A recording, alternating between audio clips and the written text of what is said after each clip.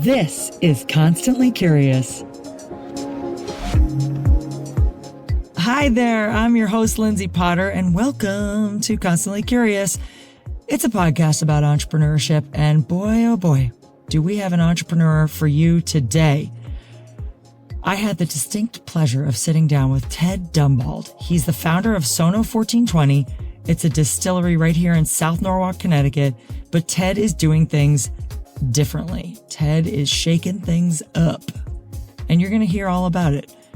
Ted has a remarkable background that includes time serving our country as a submarine officer. He earned an MBA from MIT.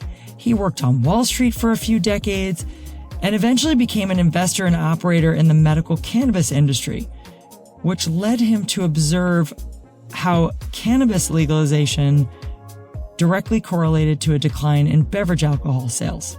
Very interesting. This then inspired him to create a company positioned at the crossroads of cannabis and beverage alcohol, aiming to be a dynamic competitor in the market. That essentially was how SoNo 1420 was born. First, Ted taught himself how to make whiskey. As most good entrepreneurs do, you have to learn, so you may as well teach yourself how to make the product. The only difference with how Ted was making his whiskey was that he wasn't using traditional grains like wheat or barley. He was substituting it with hemp seed, more specifically the hemp heart. It's when you crack off the hard shell and inside is a small kernel that has a really nutty flavor, which ended up creating a completely different flavor profile. Well, enough of me telling you about it. Let's just dig right into the episode and hear the man himself telling us about the journey from naval submarine officer to MIT business school graduate to Wall Street investor to cannabis business manager to finally 1420 distillery in South Norwalk owner, proprietor, founder, Ted Dumbauld.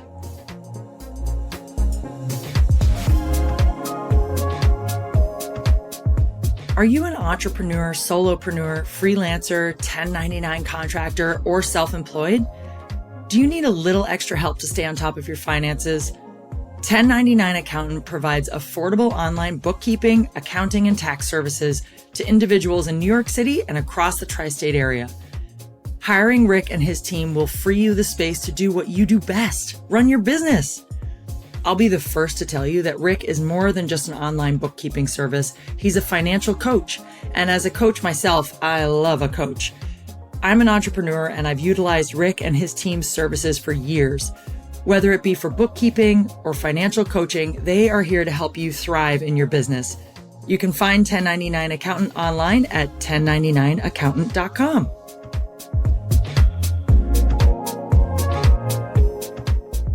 So how did you find this space, and which will lead me into the question of how did you decide to start a distillery? Sure. But how did you find this space? I mean, 1800, it looks pretty up to date. Yeah, so I decided to get into this business. We'll probably do some more of the history in a little bit, but about 2016, 2017, I decided this was a business I thought was worth developing. So at that time, I reached out to a couple of the landlords. You talked about Water Street. So there was a for rent facility probably right next to where you got your start 10 years ago. And speaking with the owner there, he said, well, this is probably not the right fit, but you need to talk to Bruce Beinfeld, who's an architect that's been largely responsible for a large amount of the redevelopment down here in South Norwalk. So pretty quickly, he introduced me to two properties that he was involved in with Spinnaker, which is the developer.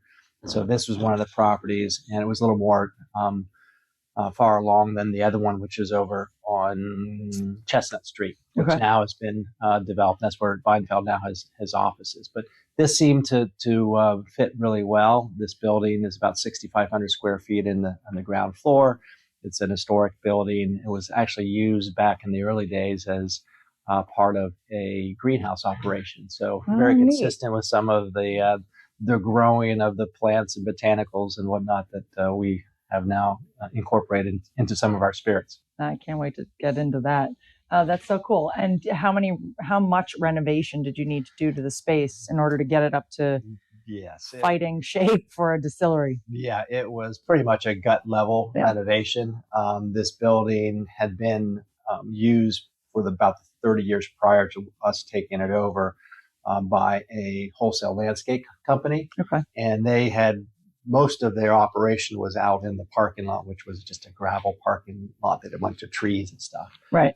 Inside, I'm not sure what they did here because when I first came in, there were holes in the roof. There was literally a broken down bulldozer and a pickup truck that had no engine in it. In the space. In the space, yeah. So it was. I've got pictures somewhere, but yeah, it was a pretty impressive transformation over the several months that we did the renovation here. I mean, it turned out really well. It's beautiful. And for those that are listening and can't see, I've also shot a lot of video in the space because I really want to share how beautiful it is now. But there's a big garage door that is glass and opens to open up the space with couches, and it's a very cool atmosphere. And then into the bar area. And of course, the distillery is behind the scenes where all the dirty work gets done.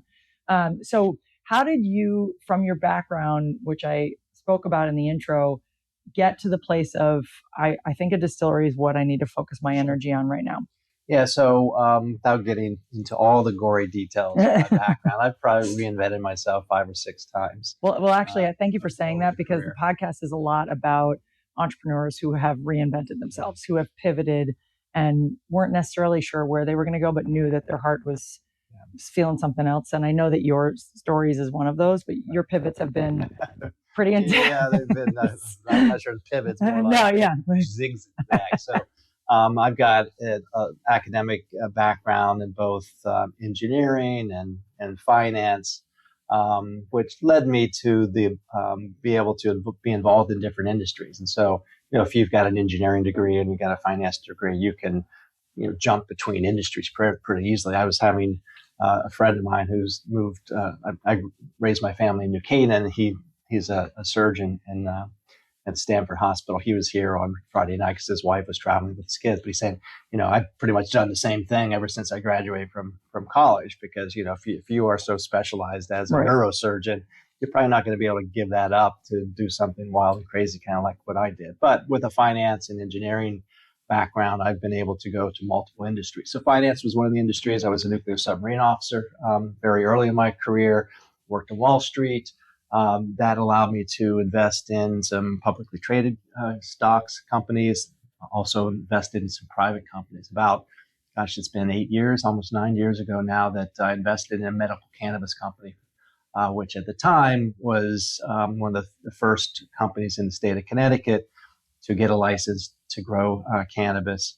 Curaleaf, right? It's called Curaleaf, exactly. Yep. And without, again, getting into the gory details, the company was in a turnaround situation. So with my background, having turned around companies, but not in the cannabis space, I was given this opportunity, and not having any background at all in cannabis, I went to the United States Naval Academy and was in the Navy.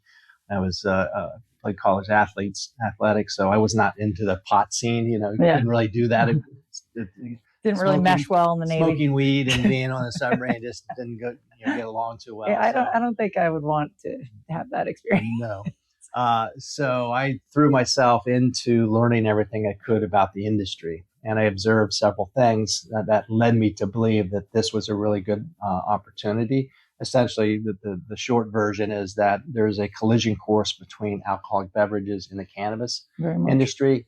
My generation we were brainwashed to believe that marijuana was going to be bad for you and fry your brains and all of that. Well, obviously that's not true.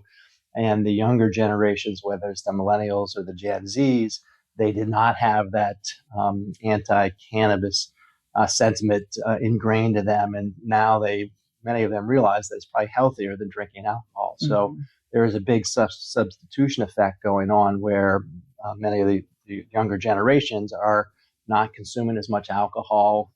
They still might want to recreate, and they're using cannabis to do that. So it's a huge threat to the entrenched, cannabis being a huge threat to the entrenched beverage alcohol manufacturers out there like the Diageos and AB InBevs and the like. But because marijuana is still federally illegal, I felt that as a small entrepreneur that could be much more nimble without nearly as much to lose if I screw it up.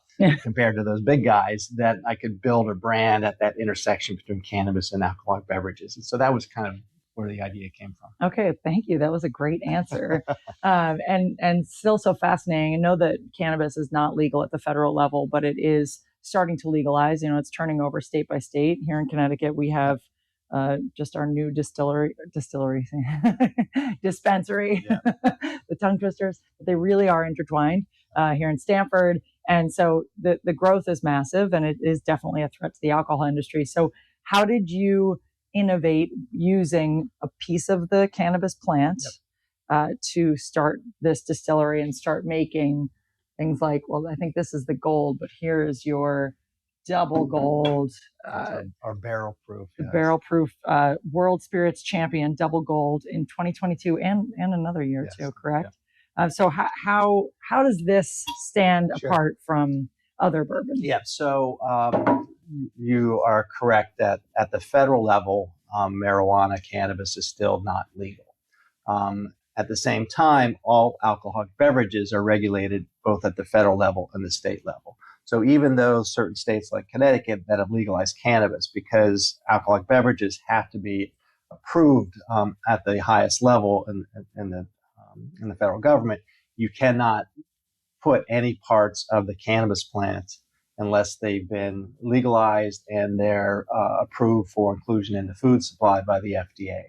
So back in 2018, as a result of the 2018 Farm Bill, hemp was completely legalized or descheduled. Hemp is a form of cannabis that is defined legally as having less than 0.3% THC in the adult female flower. So right now, pretty much anybody in the country can possess or grow hemp if it has less than 0.3% THC in it. Now, if it's greater than 0.3% THC, because it's still federally illegal, but 33 states have legalized it in one form or another, you still have to have a state license to legally grow the marijuana version of cannabis. Right. So I knew, because of the federal legality of cannabis plant, and we're making alcoholic beverages, I couldn't touch anything having to do with marijuana. It has to be hemp.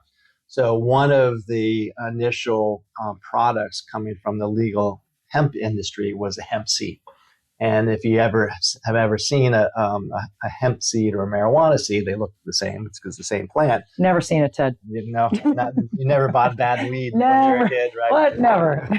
But for those of that might have bought a bad bag of weed, or maybe they're growing home or whatever. I do know. Yes, it kind of looks like a grain of rye, and so that was kind of the idea. Is that, okay, if you take this grain, this seed, and instead of using the more traditional grains which are used to make whiskey, which would be corn, rye, wheat, and barley, I substituted the use of barley, let's say, with the hemp seed.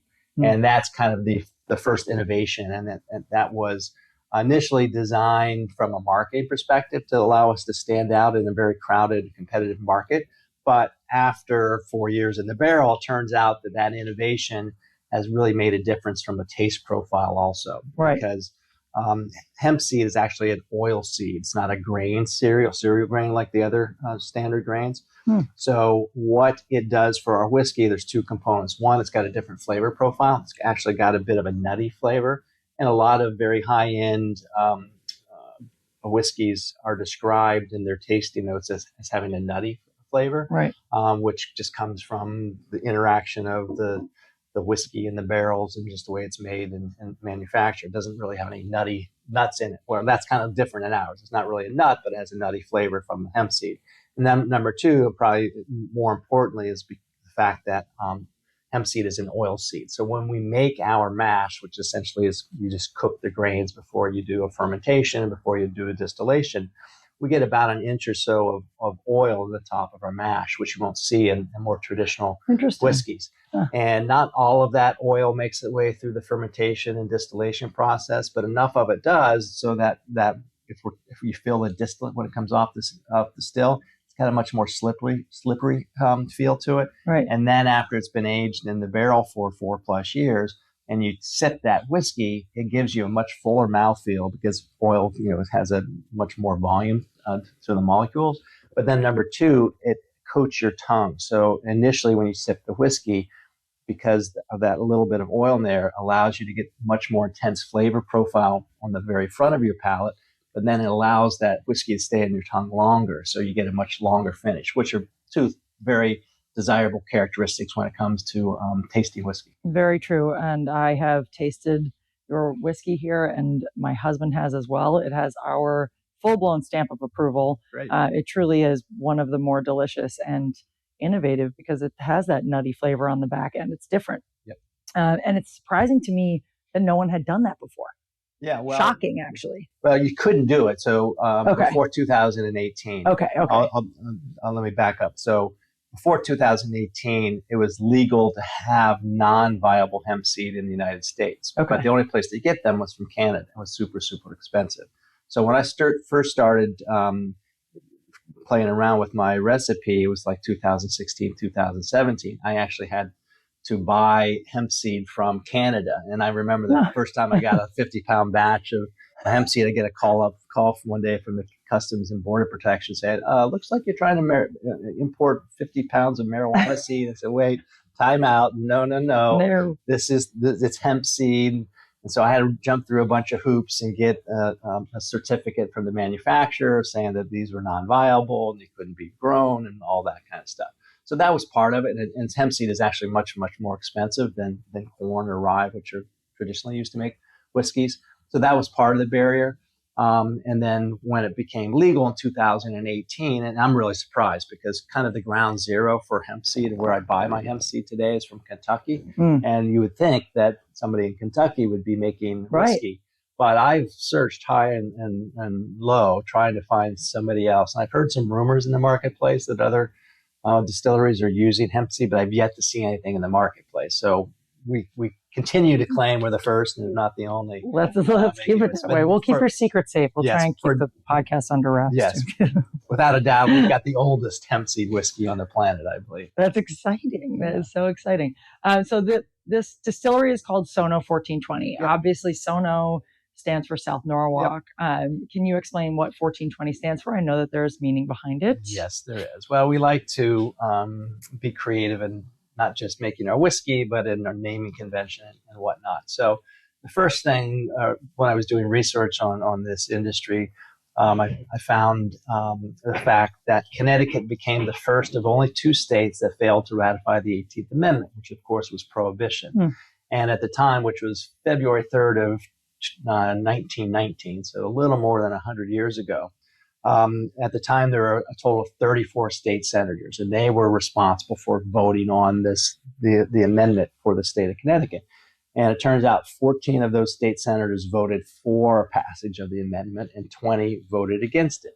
So it was voted 14-20 against. And so that's where the 1420 comes from. And then there's a little double entendre. If you de-emphasize the 1 in the 1420, you're left with the 420, which of course some people might know that that's a bit of a code word for. Right. I was about to. We do want to explain these things, but to our listeners who can't see the bottle, the 1 is a different color than the 420, so it really does stand out as 420. And for people, some people might pick that up, some won't. But I love the double entendre, and it goes in the same with most of your alcohol here. The naming conventions have a double meaning, right? They might have a wink and a nod to something that's not necessarily mainstream, but folks that are in the know. So you're looking at a bottle of our Blaze cinnamon bourbon, and a lot of people will compare our Blaze whiskey to, let's say, a Fireball. Right, a very elevated version of a Fireball. Exactly.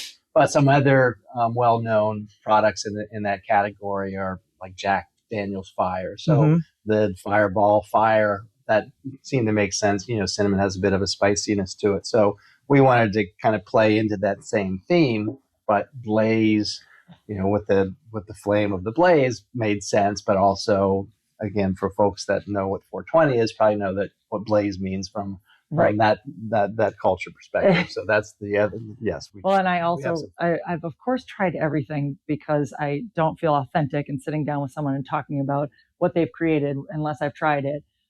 So I'm actually just going to go around the table here because we also have So you're very well known here at SoNo 1420 for your bourbons. You have won a number of these World Spirits Competition awards at the San Francisco World Spirits Competition, highly renowned, and you're known for those. But you're also constantly innovating. And so here I'm holding I don't know if this is your latest innovation. I believe that it is. I think it's our most recent, yeah. So these are the threesome cocktails. Again, an amazing name. They're ready-to-drink mixed cocktails. So if you want to just explain to our listeners what each of these three little bottles, and what are the milliliters in these bottles? So they're 50 ml. So, okay. So if you're at home, you can't, if you're listening to us. So a threesome ready-to-mix cocktail takes the ready-to-drink concept to a whole new level. We believe we're creating a whole new category here, kind of not unlike what you guys did way back with Spike Seltzer. Yeah. So ready-to-drink cocktails, they were even around before COVID, but they became super popular during COVID because you couldn't go out to bars or restaurants, but you still wanted to enjoy fresh cocktails. So those became a thing during. And just to quickly explain, a ready-to-drink cocktail would be like a margarita in a can. Yeah, just in a can or flat bottles or whatever. So they come pre-mixed with all of the ingredients that you would normally make to make a margarita or espresso martini or pretty much anything. Instant bartender. Exactly right. But the downside for a lot of those RTDs, ready-to-drink cocktails, is the most well-known ones are kind of like a White Claw. They're not even made with real alcohol. I mean, with real vodka. They're malt-based, so they're kind of don't get me started on White Claw. Okay, right. So that was kind of the initial product were these spike seltzers, and then folks moved up the quality channel a little bit and started using ready-to-drink cocktails using real vodka. High noon. Mm-hmm. Exactly. And so they've gotten better. We've taken it a whole new level. So by having a single can or a bottle that's got all the ingredients in there, invariably, as they sit on the shelf in the container for a week or a month or a couple months, the molecules get all mixed together. And so the freshness that you would get if you go to a bar and you have your local bartender mix up a margarita or an espresso martini, it's not quite the same because everything's sitting in the jar together. So what we've done with our threesomes is we package together in a very convenient to-go type package 3 individual 50 ml bottles. Those are typical airline nip size bottles. Right, nips, that's the word. Thank you. And we've got 3 flavors of those. So you're holding one of them, which would be the espresso martini. So the espresso martini is typically made with a vodka. It's made with an espresso and with a coffee liqueur. So that's what our 3 bottles contain. One's got the vodka, one's got coffee liqueur, one's got espresso. So they sit on the shelf in 3 little bottles. You buy it, you bring it home. You can take it on the airplane because they fit. They legally make it through the security. Take it to the beach, wherever you want. And then when you're ready to consume a fresh cocktail, you simply take off the tops from the 3 bottles, pour it into a glass with ice, or if you got a shaker at home, pour it in the shaker, shake it up, pour it into your glass, and now you've got a perfectly fresh cocktail that's super convenient, super fun. It's a great experience, and plus it just tastes great. I mean, I will attest that I've had all 3, the espresso martini, the cosmopolitan, and the margarita, and it really does taste like a bartender just made it. It's crazy. So it's back to the espresso martinis. Thank you so much. Sorry about that. The espresso martini margarita threesome ready to drink cocktails was launched when? So we started experimenting with the concept a little bit more than a year ago. Okay. But there's, anytime you innovate, there's always challenges. How do you package these together so it looks really good, but it's from a manufacturing perspective, it's not that challenging. So by the time we kind of perfected all those little details was, I think, June or July of last year. And we took the product to my head of sales, and she looked at it and says, "Oh, I'm not sure. I'll take it to some of my customers." And she took it out to 1 or 2 customers. They said, "No, oh my gosh, we don't like the name, and no, it's never going to sell." So I said, "I'm a little disappointed with that," but we didn't give up on it. And then I forget how. I know. we had been trying to get into Total Wines, which most people know is one of the largest big box chains of huge retailer, of spirits throughout the country. And so we were given an opportunity to present in front of them. And so, rather than going with another vodka or another ready-to-drink cocktail, which we've got great vodka, and we've got ready-to-drink cocktails, we wanted to put one of our best feet forward and talk about our innovation. So we brought in our whiskeys, and we brought in our threesomes, and they were like, "Holy cow, we've never seen anything like this before." So next thing you know, they bought our threesomes. My head of sales, she had a mea culpa. She said, "Yes, I was wrong. Let's go full speed ahead." And so with that as our initial start at Total Wines, they now have our product by the front of the cash register, big displays, and so from there it's just really grown. We're not doubling every month, but we clearly, it's now our number one seller as a category. Wow, it's about a third of our sales. That's amazing. Comes from just this. A third. How exactly. appropriate. Exactly. That's so cool. Actually, my next question was, where can you find any of SoNo 1420's products on shelves? Coming from the industry, I know how hard it is to get beverages on shelves, and you gave me a flashback of when we started Spike Seltzer, and we were a new category. People had never. I mean, the founder, who is a beverage developer, wanted to create a vodka soda that wasn't a distilled product, wasn't a malt-based product, and it was a new and different thing, and people don't like change. Yes. And we had a lot of no until we had one yes. And then it's slowly but surely now every corner store has some semblance of the Spike Seltzer, some iteration of Spike Seltzer, White Claw, But so how can I find these on shelves? Not just the threesomes, but all of the SoNo 1420 products. Sure. So currently we're in 4 states. So we're in Connecticut, we're in New York, we're in Delaware, DC, and Maryland. Okay, 5. if you count DC as a state. But we're not in every store in all those states. We have about 350 points of distribution in those states. So we've made really great inroads over the last several years as we've self-distributed for this product for the most part.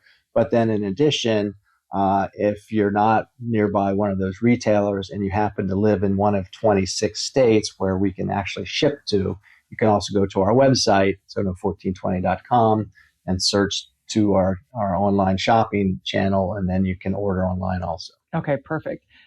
So the last product that I have here on the table is one of your premium ready-to-drink cocktails. This is the 1420 Orange Kush, the Strawberry Lemonade Haze, and the Transfusion. Obviously, again, with the name game, they are very closely connected to the cannabis space, but also don't have cannabis in them. But are these made with hemp as well? No, these are just made with our vodkas. But another way that they're distinguished from all the other proliferation of similar RTDs on the shelf is that we use fresh juices. Right. So they don't have nearly the shelf life. So typically after 2 or 3 months, they're going to start degrading in quality just because of the fresh juice components of them. But if you're looking for a really great fresh product, they are delicious. They're really good. Yeah, they really are.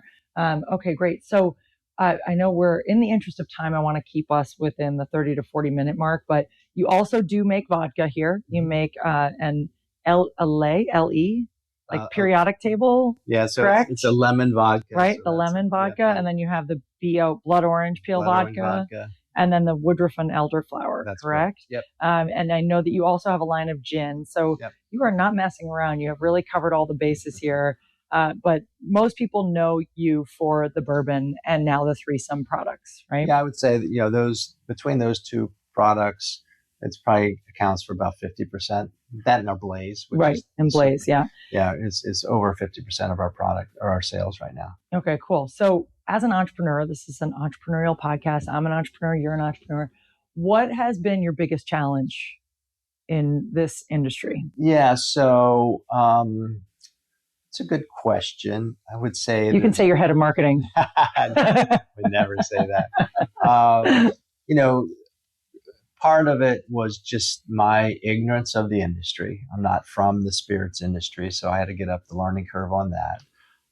Second, we launched in April of 2019, so we had 8 months before COVID hit, and then COVID hit, and so that changed the dynamic fairly dramatically. Traditionally, spirits brands are developed in what are known as on-premises accounts, meaning bars and restaurants. Right. Because if you've never heard about our product before, you go into a bar or restaurant and the bartender or the waitress recommends, hey, instead of drinking Tito's, drink the Vo vodka. Right. But on-premise accounts didn't exist. Right. So that part of the playbook went away. So we had to really focus on the off-premise accounts, the liquor stores and the like. But most people are aware that during COVID, there was a spike or increase in alcoholic beverage sales, but the majority of that went to the entrenched brands, right? Because people were loyalists and what you know. Yeah, you're right. running into the liquor store. You weren't shopping. You're grabbing your right. Tito's, your Jack Daniels, and running out and going home. And then last. Right. Don't look at me. Stand 6 feet away. Exactly. I'm just here for the booze. So, we were faced with that challenge of trying to get ourselves known in an environment. So I read very early on in this, when I started the business plan for this business, was that don't kid yourself. If you own a distillery, you're not a distiller doing marketing. You're really a marketing firm that happens to also own a distillery. So I probably was a little slow to figure that out. And so, I've got my background's in operations and, the innovation, that's all fun for me. And that comes very naturally. But the marketing is not something that I've ever really done. I'm not a great salesperson. I'm not a great marketing person. So that's been part of the learning curve, is that we really need to have a huge focus on the marketing side of things. Right. And I commend you for doing what you thought you maybe couldn't do. No, I don't think you ever thought you couldn't do it, but pursuing what was new to you and something that you had no experience in doing. A lot of people will allow the fear of not knowing stop them from moving forward. So congratulations for that. And I also want to thank Ellen, who is your head of marketing, because she and I had worked together years ago. Otherwise, I wouldn't know you. Right. And I wouldn't know 1420 because people that live in Greenwich don't leave Greenwich. That's what the joke is, but we do leave Greenwich. And I've actually been up here a number of times because the events that you host are awesome. So I know that, what's the next event that you have coming up? You do have events often. Yeah. So Ellen's did a wonderful job promoting the distillery. We have a beautiful space here. I think I mentioned at the top of the and the whole discussion. team. The whole team. Yeah. We've got 6,500 square feet. About maybe 900 of that is dedicated to the public. So we have a tasting room. We're open typically Thursday, Friday, Saturday, Sundays to the public to come in and sample our cocktails or buy bottles for off-premises consumption. But the majority of our space is dedicated to our manufacturing. And in fact, we've grown so much over the last year in particular. During the week, we're encroaching on the tasting room. I know you were manufacturing, filling bottles out front and wrapping them. I saw when I walked in. But yeah, so we've had over a year of monthly focus on local artists. So we've put up on the walls their art. I'm a big fan of the arts, and Ellen's done a really good job finding some really great artists, and we've kind of incorporated their art on the walls and then their art on the labels of our bottles. Yeah, I bought a bottle of the vodka with my new friend who lives in Greenwich, actually. Your last artist, Epic Uno. Yeah, he's great. And I have a bottle of the vodka that I won't let anyone drink. It's just on the bar. But I love the art. And my son's an artist, and he thought it was so cool, the flowers that he did. So I appreciate that you appreciate the arts. You've done a number of shows for artists here that I know I've brought friends, and some have purchased some of the art off the walls, which I love. So, and then my last question is, what are you most proud of? Aside from your children, obviously. Yes, of course. Yeah, we're talking about that. So we have a wonderful team here. So, and in this industry, it's a very diverse, and I don't mean race, and I mean as far as the amount of skill sets that we need to get product out the door. So we have, we need people that know how to distill, and it can be dangerous because you're dealing with a flammable liquid. And then we've got to, assemble all of our spirits in the bottles with the caps and the labels. And we haven't, we're kind of still pretty small, so it's really hard to get a lot of automation at the size that we are. So there's a lot of just manual labor required for doing that. So we've got a really great team that they have to stay real close attention to detail to make sure, the label's not on straight. I'll notice that, and the consumer knows that. So we have to have really talented people that care about that. And then we've got a sales team that's got to be out there selling. We've got a marketing team that's got to come up with all these great ideas. We've got a web presence. We've got a social media presence. So we've put together, I think we're probably approaching 20, if not more people. And that's continued to grow throughout the entire time that we've been here. So exciting. And so, it's really fun to have this family together, if you will, of people from lots of different backgrounds, all kind of working for a common goal here. So that's I love that. I mean, that was really the world that I came from, the startup world of build it and they will come. Yeah. And that's exciting. Well, thank you so much. I am going to definitely take home a bottle of the bourbon. And I really appreciate your time and candor about all of this. I'm so excited for more people from all over the country to come and visit 1420 because it is a destination. Sure. And if you can't visit, then you can go online and order any of their delicious bourbon or threesome cocktails. And again, it is SoNo1420.com. Yep. They can also find you on Instagram and at SoNo1420, correct? Yep. Okay, cool. And anything else you want to leave with us? No, I think we've covered. You want to get back to work. Exactly. Thanks, Lindsay. All right. Thank you so much.